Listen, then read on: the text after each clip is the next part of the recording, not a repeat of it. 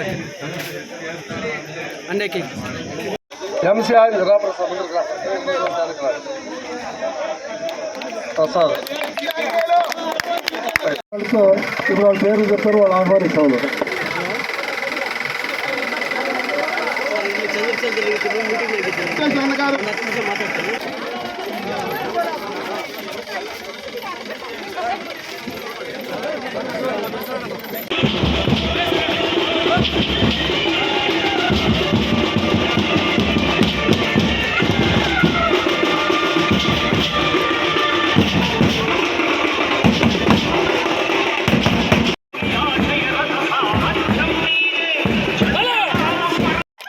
ఆంజనేయ స్వామి దగ్గర వాగ్దానం చేస్తూ ఈ 5 సంవత్సరాల కాలంలో మీరు ఈ నియోజకవర్గ పరిపాలన చూసింటారు.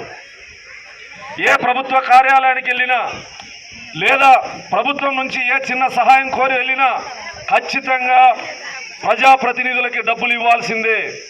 ఆ నీచ సంస్కృతి తెలుగుదేశం పార్టీ వచ్చిన తర్వాత ఉండదు. తెలుగుదేశం పార్టీ గెలిస్తే మడకశిర నియోజకవర్గంలో ఒక్కటే అధికార కేంద్రం. మీరు వైసీపీ అభ్యర్థిని గెలిపిస్తే ఎంతమంది ఎమ్మెల్యేలు?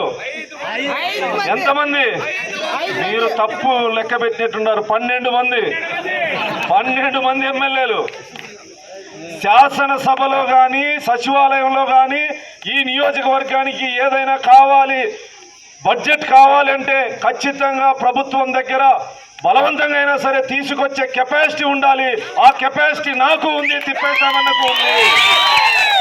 ఎంత బడ్జెట్ కావాలో ఏ శాఖ నుంచి అయినా సరే, ఎస్సీల దగ్గర నుంచి అయినా, బీసీ కార్పొరేషన్లైనా, బీసీ సప్లైనైనా, ఎస్సీ సప్లైనైనా, రైతుల కోసమైనా, ఏ వర్గ ప్రయోజనాల కోసమైనా, గ్రామీణ అభివృద్ధి కోసం, నియోజకవర్గ అభివృద్ధి కోసం పరిశ్రమలు కానీ దాదాపు 1600 ఎకరాల భూములు సేకరించడం జరిగింది.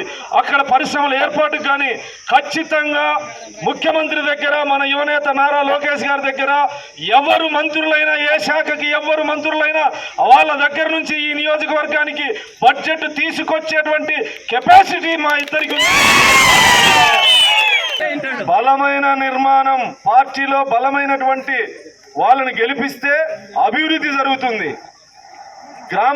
గ్రామీణ ప్రాంతాల్లో 12 మంది పెత్తందారులు ఒకరిని నిలబెట్టి గెలిపిస్తే వ్యాపారం చేస్తారు తప్ప అభివృద్ధి చేయరని ఈ సందర్భంగా మీకు తెలియజేస్తా ఉన్నా. రాష్ట్ర ఉపాధ్యక్షుడిగా బలమైన నేత తిప్పేశామన్న గారు, ఆయనకు తోడుగా నేను వచ్చాను కాబట్టి ఖచ్చితంగా ఇద్దరి కలయికలో ఈ నియోజకవర్గ అభివృద్ధి మీరు ఏదైతే కోరుకుంటున్నారో అవన్నీ చేసేటువంటి బాధ్యత మాది. మమ్మల్ని అత్యధిక భారీ మెజారిటీతో గెలిపించాలని చెప్పేసి మీ అందరి పాదాలకు నమస్కరిస్తూ విజ్ఞప్తి చేస్తున్నా.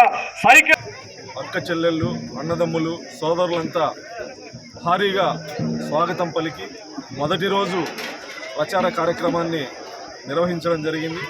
మాజీ ఎమ్మెల్సీ పెద్దలు తిప్పేస్వామి గారి ఆధ్వర్యంలో మండల కన్వీనర్లు, సీనియర్ నాయకులు, ఈ గ్రామ మాజీ సర్పంచులు, ప్రస్తుత సర్పంచ్ ఆధ్వర్యంలో ఈ కార్యక్రమం నిర్వహించడం జరిగింది. ప్రజలు భారీగా స్వాగతం పలుకుతూ ఎండను సైతం లెక్క చేయకుండా తెలుగుదేశం పార్టీ అభ్యర్థిని గెలిపించాలనే కసి వాళ్ళ కళ్ళల్లో కనిపించింది. దీనికి కారణం 5 సంవత్సరాల ప్రభుత్వ వైఫల్యాలు.